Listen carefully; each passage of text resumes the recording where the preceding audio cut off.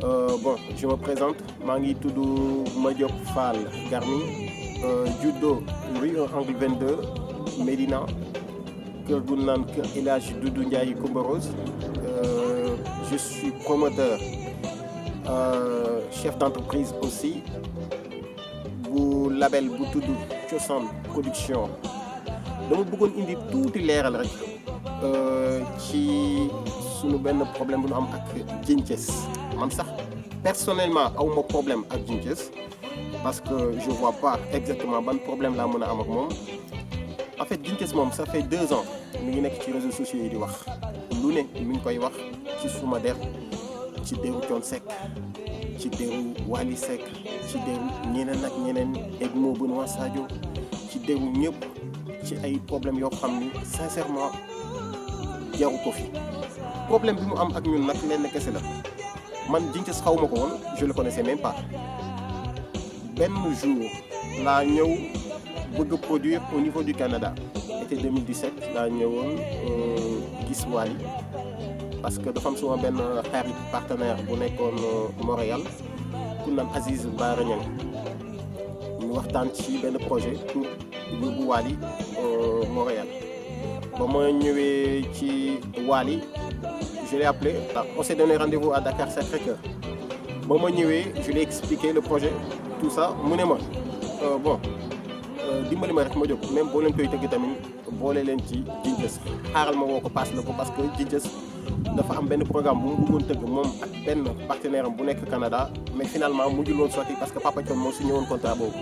comprendre nga. par la suite laa wax ak Djinthiès mais presque on a parlé plus de 45 minutes ci téléphone bi bu may wax waxi dof yoo xam ni bon je comprenais pas. ma delluwaat si Wally ma ne ko Wally je crois que projet bi du mën a sotti parce que d'après li ma comprendre ci li Djinthiès di wax nii je crois pas que on va aller loin. ci kaw loolu laa dem gis suma xarit Djidiack. est-ce que Viviane disponible na pour fin 2017 bi ci octobre bi pour ñu dem Montréal. man ak suma benn partenaire bu tudd Kéba Koli moom moo yor Zik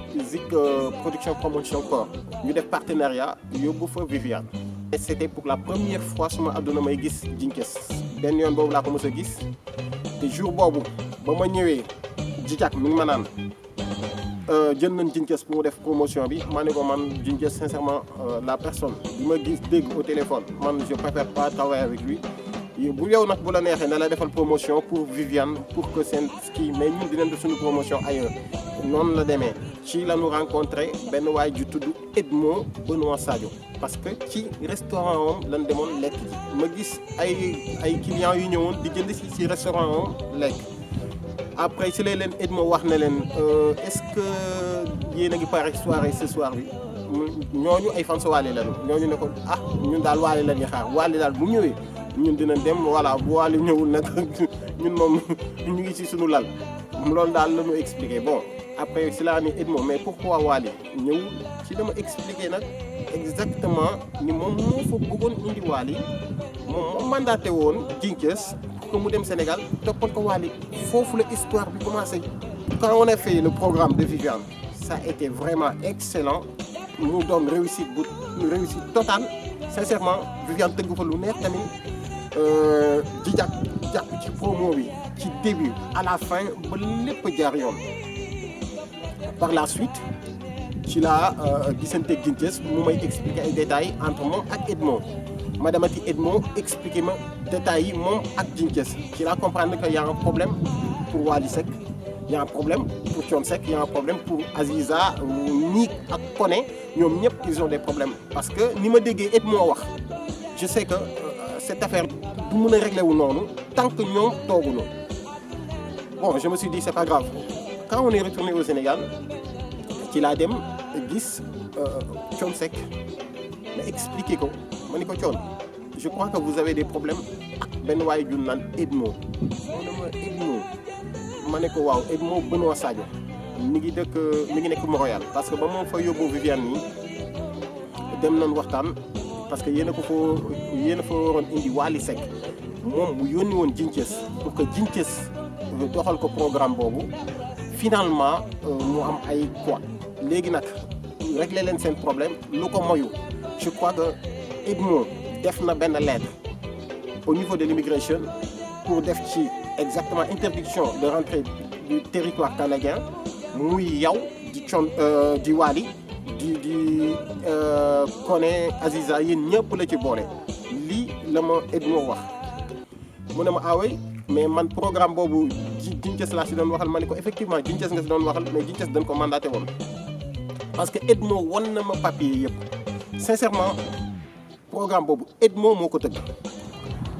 léegi par la suite ci laa waxtaan ak Edmo mu ne ma moom dafa mandaté woon Ginces pour Ginces dem doxal ko programme Wally Seck parce que Ginces moo ko ci dugal parce que moom xamul lu jëm ci wàllu événement ak yooyu yëpp moom restaurant la xam Ginces moo ni ko mën nañ fi indi Wally Seck bàyyil ma dem doxal la ko mais Edmo moom moo yónnee xaalisam si salle bi fay salle bi théâtre Berry la moom moo ko fay moom moo yónnee tamit xaalis Ginces pour mu dem ci Thione Seck joxal ko et l'argent qu'on a donné à Thione Seck c'est rien que 2 millions 500 coow li lu muy bari yëpp y a que 2 millions 500 moom la ñu joxoon Thione Seck te gis nga nit da ngay gëm yàlla yow ki ngay liggéeyal ki nga xam ne yow yaa ko dugal ci programme dépensé na xaalisam fay na ay saalam yow ñëw nga au niveau de Dakar pour doxal ko programme boobu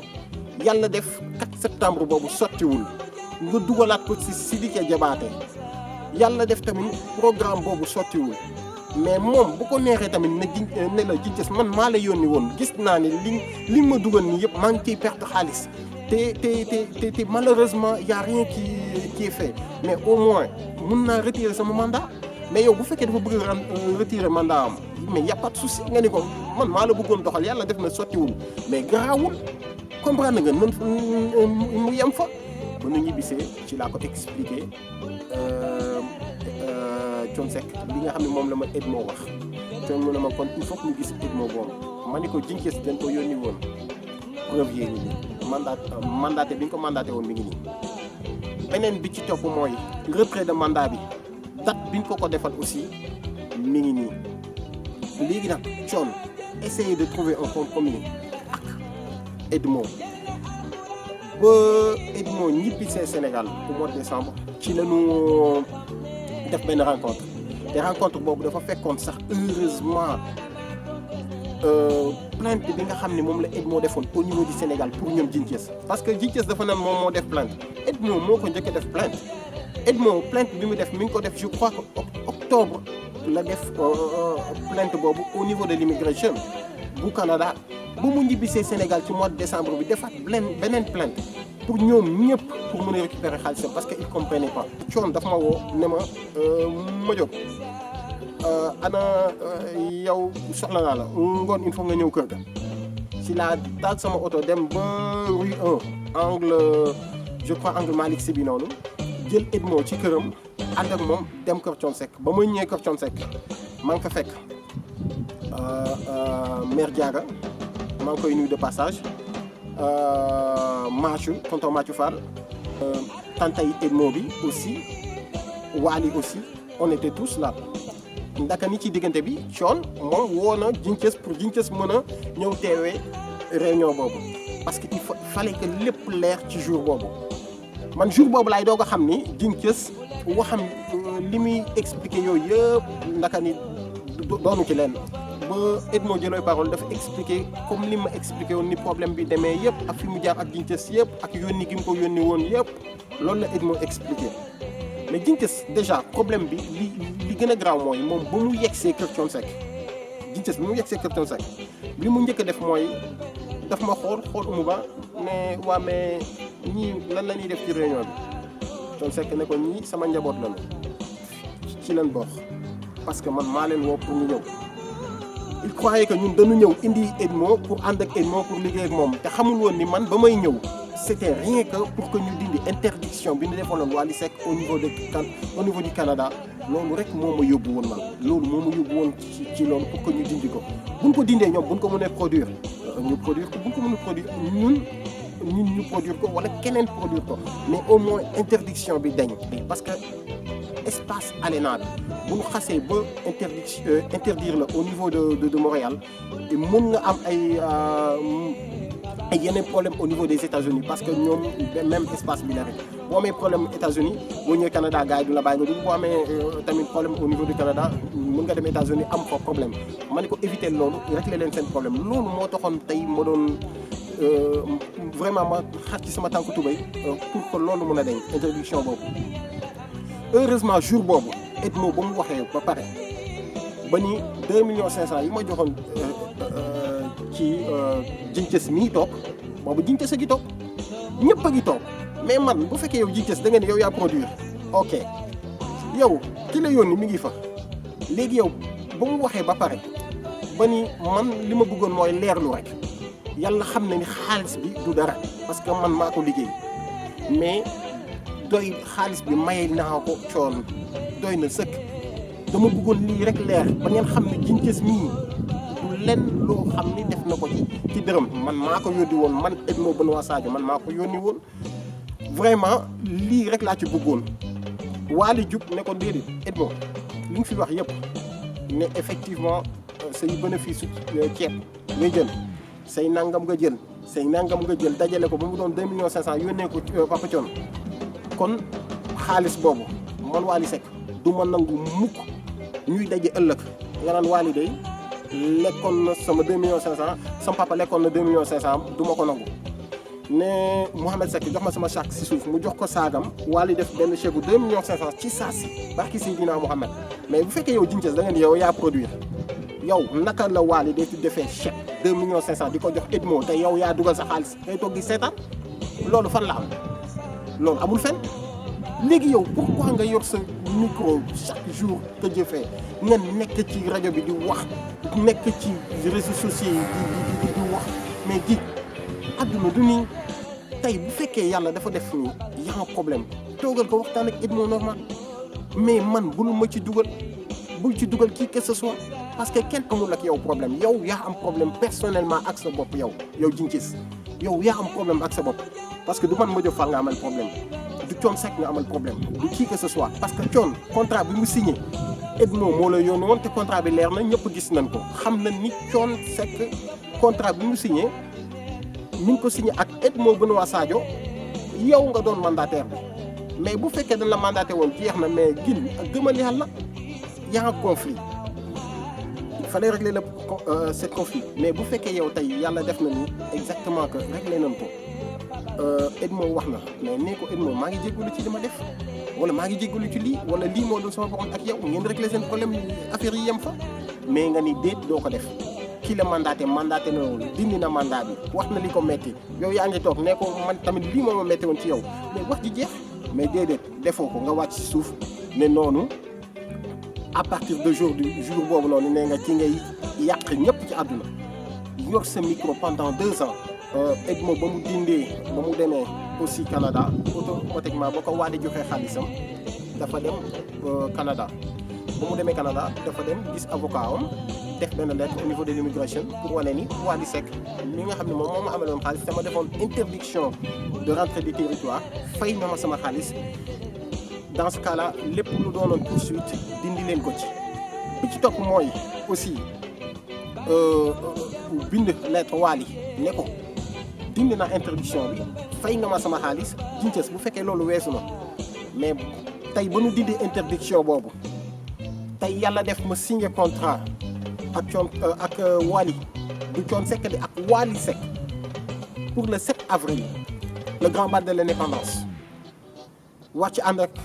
waa Soleil Levant ñoom Sanex ñoom Balla Gaye ñoom Ama Baldé ñëpp. fekk Sénégalais yi fan ne ngeen wane fa cosaani Sénégal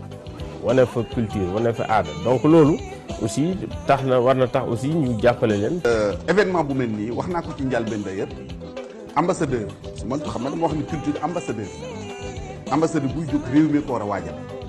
kon Sénégal yëpp dañ ko war a jàpp lu nit war a jàpp rek je pense que lii moo ko gën a jàpp. artistes yëpp war a dem mais lan mooy sa problème ba ngay bind ay lettres di ko yónnee au niveau de l'immigration bind ay lettres di ko yónnee au niveau de l'ambassade bind lettre di ko yónnee fu ne ci àdduna pour événement boobu bañ a am parce que boobu mere nga ma mere nga ñoom Wally parce que la nga doon nëbb feeñ na ba tax nga ni dee événement bi du am mais yàlla moo la ko doole événement boobu dafa am man ba nu déposé dossier yi ban ma woowee di ma expliquer ne ma exactement que dafa am ay lettres yu fi ñëw comme quoi que événement bi c'est un événement furtif nangam Sambata Ndiaye mais dama leen ni c'est pas vrai effectivement waxtaan ak ñoom ba trouver benn terrain d'entente ba artistes yi nga xam ne ñoo déposé woon yëpp yàlla def ñu may leen. direction les grands. théâtre de Billy, le grand bal de l'indépendance. waaw loolu nag. Modou dina doy waar. Wally. maa ngi dem Montréal incha allah ñu ngi dem Montréal incha allah. wasalaam. bàyyi ko jàmm teg ko jàmm. def ko ci bisimilah jëral ko ci alhamdulilah. bàyyi leen jàmm ñu ngi si waat ci jàmm. incha allah ak benn succès. nga xam naa ni moom. dama ragal est-ce que ñu ngi biir sax dimanche. ah ñu jaay nga xool daal. bu ma leen jàll bàyyi leen. bu jóg mer na.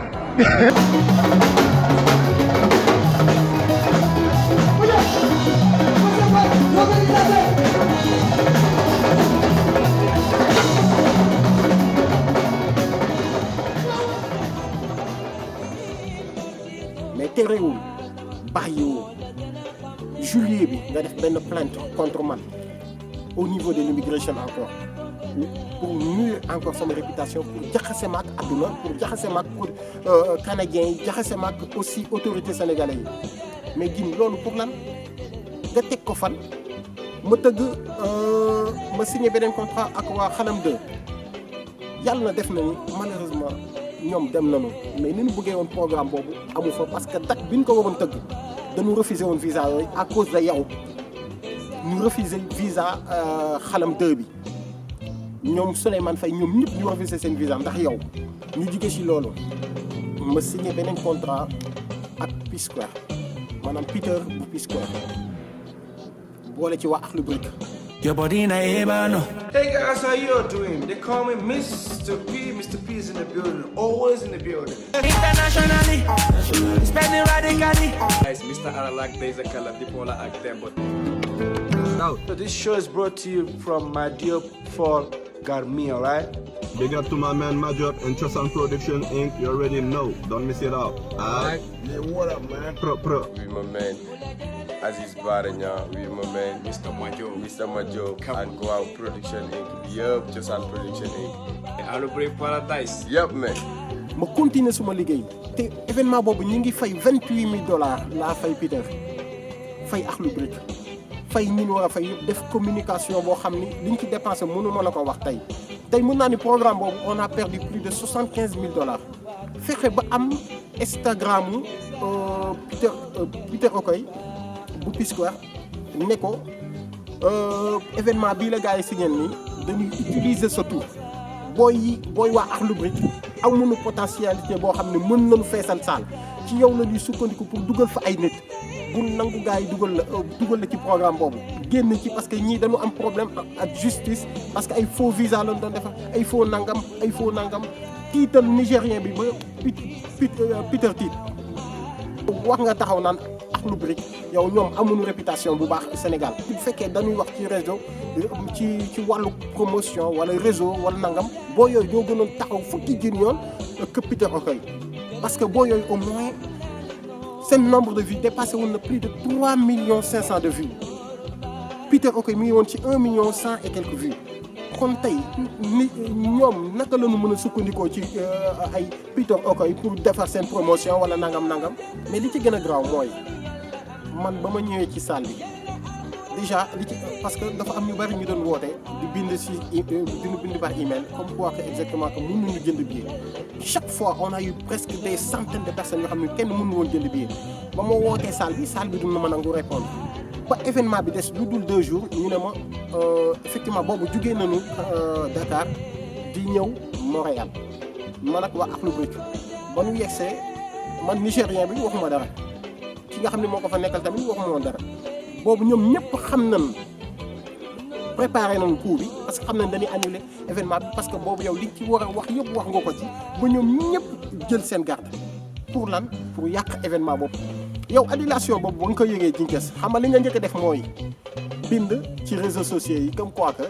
saalu olympiade bi daf ma porter plainte j'ai les preuves parce que jël naa revue de presse boobu noonu yow lenn rek nga doon xaar Djinthiès mooy ñu ne ok événement bi annulé na Modiop salle bi porté na ko plainte Peter Okoye porté na ko plainte maanaam waa P-Square porté nañ ko plainte pour rien que événement boobu bañ a am mais loolu pour lan problème bi nekkuloon foofu jin yàq yooyu yëpp ngay def pour lan toujours pour nuire na parce que def naa médiation bi encore non léegi yow xëy nga def sa revue de presse def li ngay def ma jël revue de presse boobu yóbbulaat ko waa salle bi ne leen gis ngeen moom lii lay def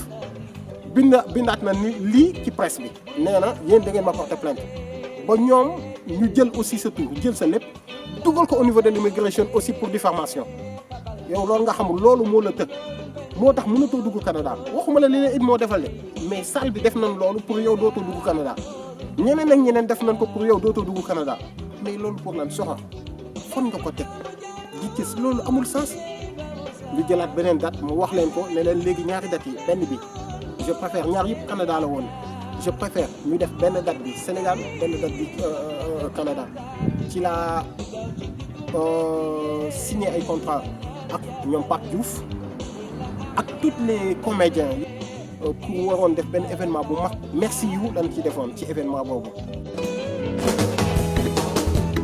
Cosaan Production de Madiop Fall Garmi, le label d'événementiel qui existe depuis une vingtaine d'années dans l'univers culturel international, organise sa 3e édition de Galsen Live Fils de renom. Pape Diouf, le leader de la génération consciente, Koundou Waka de la Guinée-Conakry, Sidi Diop ak waa 5 étoiles, Djibi Sey et le Garmi Fall, Akhlou Brick Paradise, Bidéo Boubès, Kan Diallo, Pagaye Mbaye, Bass Thioung, Mbathio Ndiaye, les comédiens ñëpp la Madiop Fall Garmi woo. Ah mbokk yi, waa Soleil Levant ñëw, Ndiol Toj Toj ñëw, Tafa Touré ñëw, Meles Kombe, Manyuk, Amdi Mignon, Manumbe, Tan Bombe, Ndiaye TFM, waaye yow lii dina xumb de dina neex de. mais Djinthiès man li gën a graaw mooy dama wax ak Ndiaga Ndour ba yàlla def Ndiaga ne ma programme bu excellent ba ma ko yónnee dossier bi ba mu lire dossier bi par la suite mënatuma jot Ndiaga événement boobu Pape Cheikh Diallo da ci doon communiquer chaque jour que jëfee événement boobu ma wax ci liggéey King FM en partenariat mais Djinthiès nga jaaraat ci suuf woo Ndiaga Ndour wax fa lu mel ni xame woo ñi nga war a woo ñëpp ku nekk ngay woo au niveau de la TFM pour nuire suñu réputation ba programme boobu mujjee foiré. Pourquoi dafa mujjee foiré parce que Ndiaga lañ ci waroon liggéeyal Ndiaga dem na ba ci biir joxetul nouvelle te pourtant sono bi ak yooyu yëpp ci moom lañ ko waroon loué salle bi fayoon naa Grand Théâtre ba pare ba joxe fa avance pour esplanade bi. Par la suite la gis ni exactement Pape Cheikh communication bi ñu ci doon def defatu ko ci et aussi su ma doon woo sax Pape Cheikh ndeysaan dafa doon am kersa pour jël ma parce que xëy na am na lu xew loo xam ne moom tamit bëggumu ci communiquer Ndiaga moom c'était impossible ñu jot ko après j'ai pas compris exactement lan mooy problème bi bon je me suis dit que comme demee na ma noonu je préfère grawul ci la événement yooyu yëpp annulé ma annulé waat bu Montréal bi annulé waat bu Sénégal bi yëpp pour lan pour yow Djinthiès nga topp lu moom def nga topp di yàq teg ma choc boo xam ni je ne sais pas pourquoi te pourtant yow man Djinthiès defuma la dara man médiation bi ma def entre Thione Seck bu fekkee loolu nga ma mere bu fekkoon c'est à refaire dama koy defaat xawma la ñaari yoon laa la mës a gis sama àdduna bi ma may def Viviane Montréal ci laa la mës a gis deuxième bi mooy ba nu toogee ak ñoom Papa Thione ci laa lay doo gis kon yow musuma seq ak yow liggéey musuñu seq xaalis musuñu seq dara kon tey lii ngay def nii yëpp par méchanceté jéggal naa la te yàlla tax barki Seydina Mouhamed du ma la topp ci dara bëgguma woon nekk ci réseaux sociaux yi di répondre mais il fallait que ma leeral lii pour que mbir mi leer ba nga xam ni maak yow jotewuñu dara médiation bi ma def entre Thione Seck ak ñoom Edmo ak Wally Seck ak ñoom Edmo pour que ñu résoudre problème boobu ñu dindi interdiction bi ñu defaloon Thione ak Wally loolu nga ma toppee mais Edmo ba mu ñëwee ba leeral lépp au niveau de Thione Seck ak ñëpp mais jour boobu lu tax jëloo sa 2 millions 500 waaye Djinthiès nag dimbali nit ñi 12 millions yooyu ngay wax bu fekkee da nga ni da nga ko ci def mais waneel preuve yi au lieu que ngay nekk di nuire réputation artistes yi ku nu tudd nga ni nangam ku nu tudd nga ni nangam ku nu tudd nga ni nangam yow bàyyi woo kenn bàyyi woo Racine Talla bàyyi woo Madiop Fall Garmi bàyyi woo Thione bàyyi woo Wally te yow li ngay wax yëpp amoo ci benn preuve lan nga ci teg soxor kese. liggéey moom rafet na parce que tamit nag nit ku ko def bu ko wax parce que liggéey nañ liggéey boo xamante ne ay ñëw nañ fi saa coono li ñu waxante woon ñun à base de ko à la lettre. foofu dong doon loolu tam sama ci ko mu tës. waaye nag di waxaat encore sénégalais yi c'est nous dans nous nanu bàyyi jéebaane bi ñuy jéebaane artistes yi nanu bàyyi jéebaane bi ñuy jéebaane promoteurs yi ñunu suñu biir ñunu neen la am na loo xam ne jaru ko fi yenn soxor yi yenn iñaan yi jaru ko fi waaye nag nit moom damay wax saa su ne rek soxor bu rafetee barki Seydina Mohamed nga yéene ñëpp jàmm li rek ngay am kenn mënu la tere am jàmm Djinguiss seetal yàlla ci li ngay wax bu fekkee da nga jàng alxuraan xoolal sa bàmmeel comme ni nga koy waxee xam ni programme boo xam ne dafoo fa 1 franc jarul jébaane ay nit bay yàq ay nit yàq ay réputation nit ba tax ay kaso lu ne di leen ci fekk ay bor yu dul jeex di leen ci fekk xaalis bi ñuy investir xamoo fu ñu koy jëlee Djinguiss li ñuy investir xamoo fu ñu koy jëlee ku ci nekk sa bàmmeel kese moo la ñor maa ngi waat ci alxuraanul karim bu fekkee lii may wax su ma digganteeg yow bu fekkee lenn am na ci lu justul barki Seydina Mohamed yàlla bu ma tegaat sama tànk Sénégal maa ngi remercier Djiga bu baax a baax parce que suma mandat de dépôt bi durant les 4 mois du